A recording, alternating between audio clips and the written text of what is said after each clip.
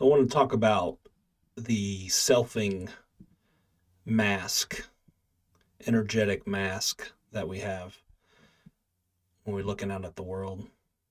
So, when you're looking out straight in front of you and you're seeing the scenery, the form, shapes, and colors in your experience,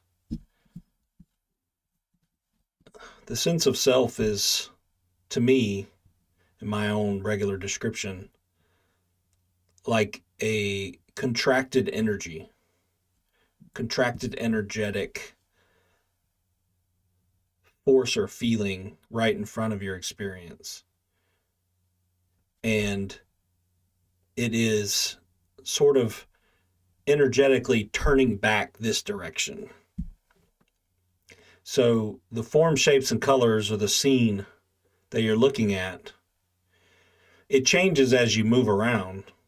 But if you're just standing still, sitting still, looking, it is what it is. It does not change. So in the scene, just the scene. So then that's true all the time. So then what happens is there is energetic contraction from my point of view.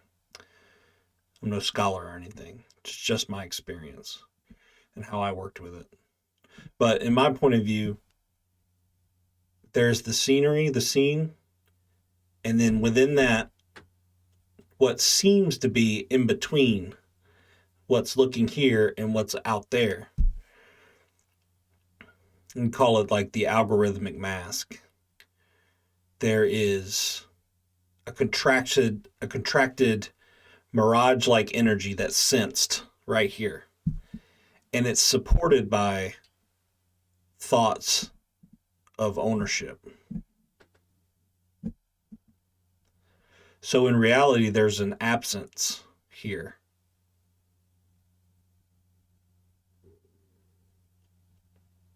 If you say nothingness, people can think it means nothing, like nothing there.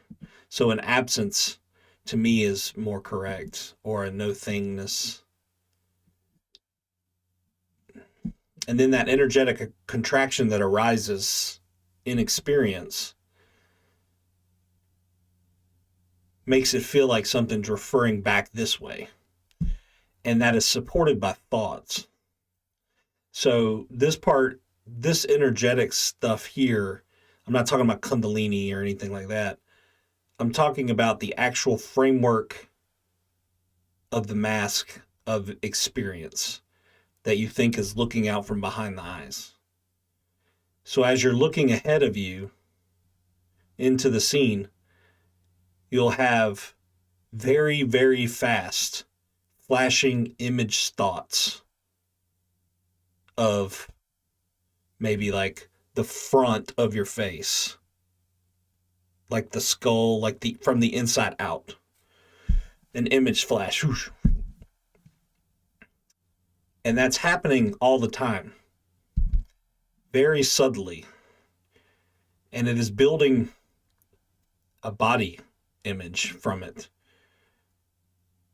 And it's got very fast labelings that arise with it.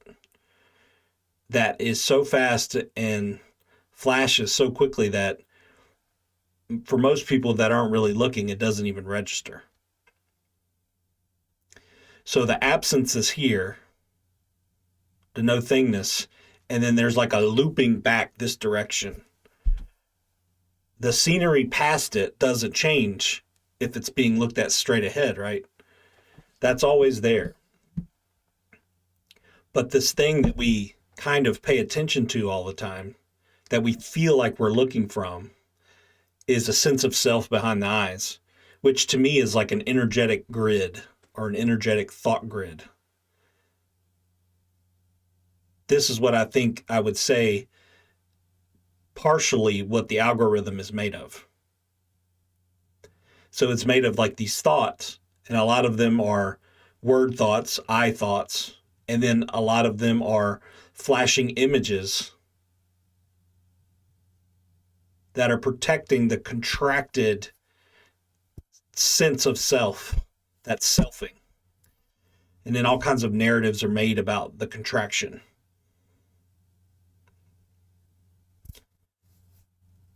So when you're looking, you may not be able to do this before a first awakening, but maybe you can. I don't know. But there has to be some freeing of thought. If thought just has you captured in a mind identified way, this could be really hard to do. But once there's some space there and thought is not the main attractor, there can be some releasing and relaxing here. And you look out into the field and you notice while you're also looking out at the field, you're noticing the flashing images of, for me, it's like I've noticed as part of the mask is the flashing images of my face from the inside outwards. It's hard to explain, but when you see it, you'll know it. And it sort of builds a face from the inside. And then looping thoughts come back this way, pointing back at something that's here and now. And I would say, this is very subtle stuff I'm trying to talk about, but I would say that contractual feeling energetic place right here is control. It's me, I, me. Control. That is sort of the energetic grabbiness. I'm saying energetic way too much in this video, but to me it all feels energetic. But yeah, it is a feeling of control. And I described it the other night in a Zoom of like, it's sort of like a double coin here, a feeling of control, of wanting to control, and of knowing a helplessness of the thought that you might think you are at controlling anything. So it's kind of both. It's like two sides of the same coin, and it's energetic, and it's right here in your experience. And you're looking back at that all the time and believing what the thoughts are saying about it. So you are absence. Then there's a contractual energy coming. Then there's thoughts that support it to believe in a selfing thing. But the absence is what's really here. And then there's no separation between the absence and the seen. That is a construction of a subject-object experience. But when that falls away and it becomes centerless, it's absence as consciousness or something like that. But that wanting to point back this direction to refer or reinforce a self or a seeker or formless awareness, for a more dressed up version of your own name, fancy spiritual talk, that is also a ground. It's just a more subtle ground, grabbing onto a concept. First it's Tony, and then it's maybe awareness, or it's formless awareness. And then you look at formless awareness and you believe that concept. It's something, it's a ground for the mind to grab onto, when in reality it's absence, no ground. Just the seen in the seen, and the heard in the heard. So from that contracted energy, that energetic sense of self, there's also this creation of a sound going into the ear and the eardrum and being heard by someone sitting behind the head working the controls. But for me, when it was seen through, the whole thing with the going into the ear, I realized that at least partially that is constructed by very fast flashing images of a person hearing a sound. It's thought. But when that collapsed, the sound then just appears in absence, in the absence, in the unconditioned or the unborn or formless awareness. Absence is just another word, obviously pointing at trying to convey at something that can't be truly talked about. But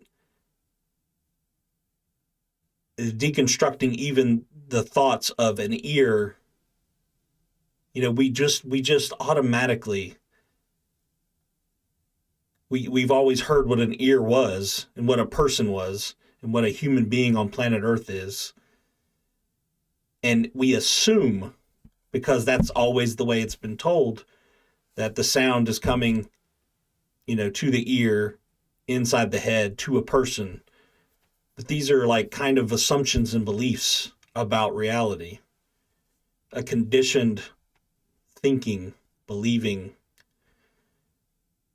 And on a relative level, talking about a body and eardrums and the hairs in the eardrum that pick up the, with a cilia or whatever it's called.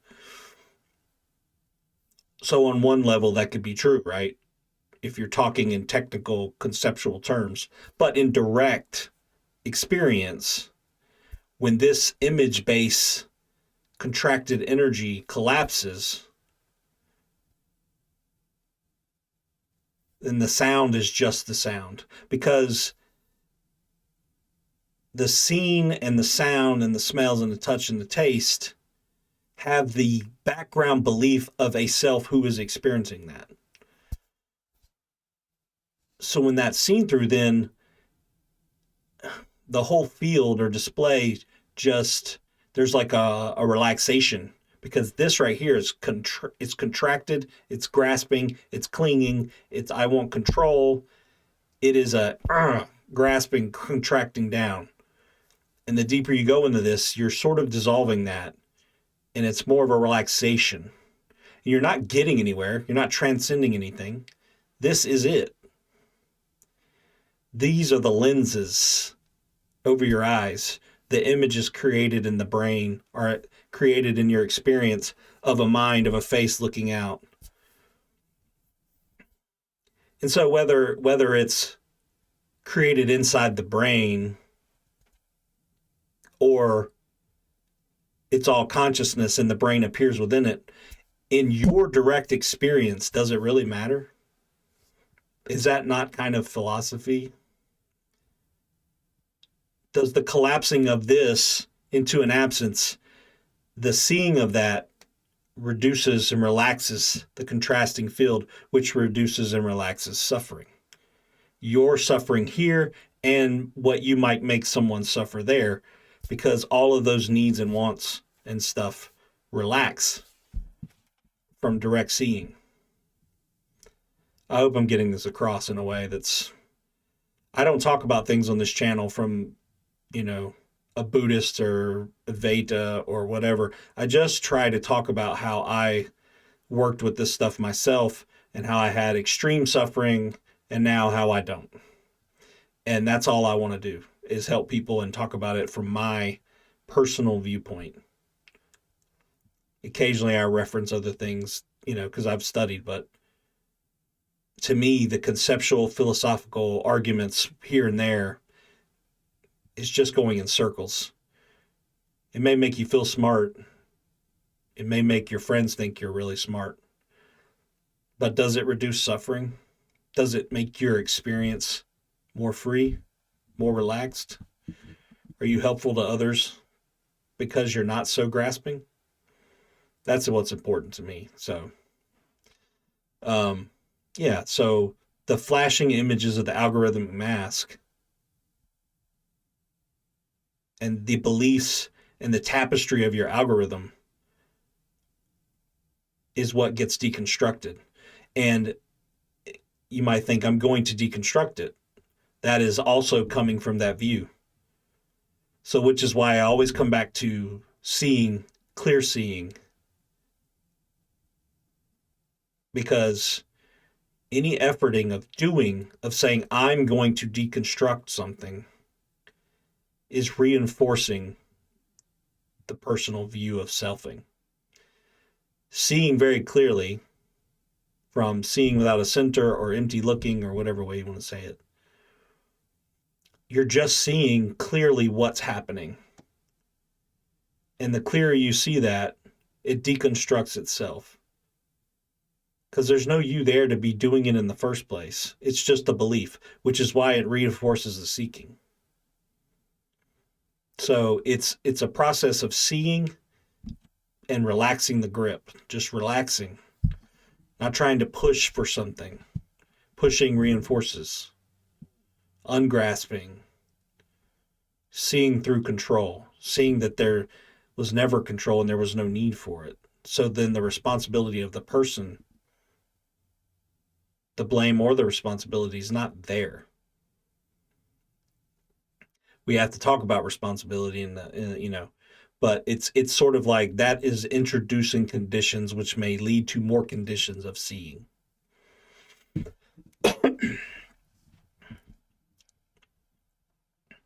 So to refrain from the beginning, there's just seeing. And it's always there. And then the contraction energy appears to be appearing back and constructing through thought images, really fast, subtle thought flashing images of a body or someone looking out of the skull, seeing with their own eyes.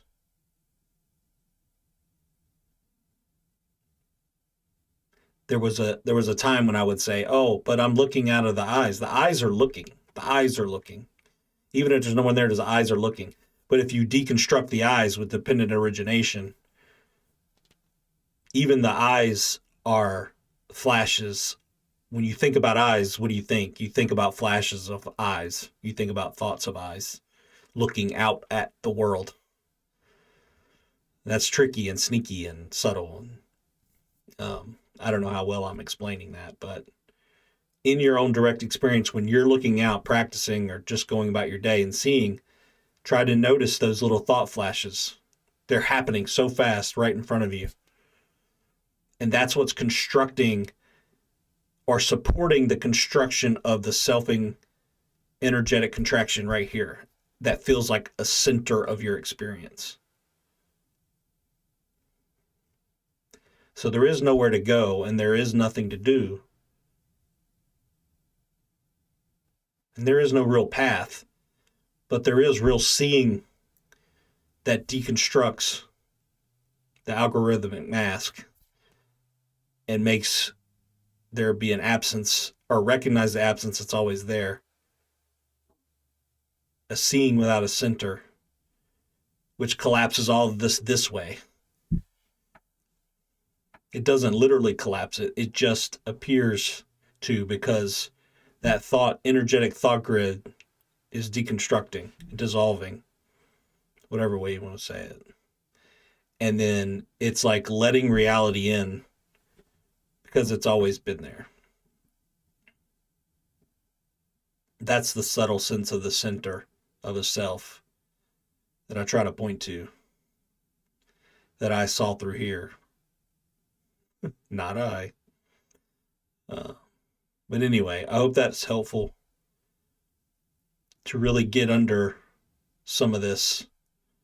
I'm always trying to short circuit seeking here because no one did that for me for a long time. And it was like the carrot and the stick. And I kept thinking I had to do something. I had to read the next book or see the next video. And the whole time, all I had to do was deconstruct my experience, which means my beliefs and assumptions about self and a world, which I continue to do. There's a whole lot less suffering here than there used to be. Thank you.